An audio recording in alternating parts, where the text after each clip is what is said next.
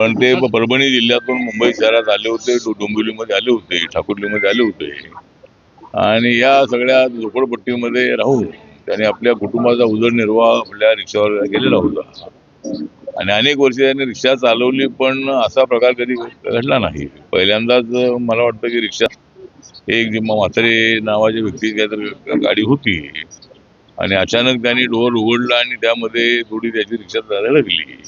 तेव्हा छोट्याशा कारणामुळं त्या ठिकाणी त्यांनी त्याची रिक्षा त्यांनी त्या ठिकाणी त्यांनी पकडून ठेवली आणि 2 लाख रुपये आणून दे अशा पद्धतीची भूमिका त्यांनी घेतल्यामुळं ते रात्री उशिरा घरी आले आणि त्या ठिकाणी त्यांनी फक्त पत्नीला तर सांगितलं होतं की पत्नीला सुनीला की अशा पद्धतीने मला मारहाणी झालेली आहे आणि माझा रिक्षा त्या ठिकाणी पकडून ठेवलेला आहे आणि मला तर 2 लाख रुपये मागितलेले आहे आणि या धक्क्यामुळं जेवढे पैसे त्याचे कुठून अशा पद्धतीच्या भावनेनं त्याने आत्महत्या केलेली आहे. घटना अत्यंत दुर्दैवी आहे, गंभीर आहे आणि या प्रकरणामध्ये मी DYSP यांच्याशी बोललेलो आहे. त्यामध्ये एका आरोपीला पकडण्यात आलेला आहे आणि सामाजिक न्याय खात्याच्या वतीनं या कुटुंबाला 8.25 लाख रुपयाची मदत आहे. ती मदत लवकरच मिळेल.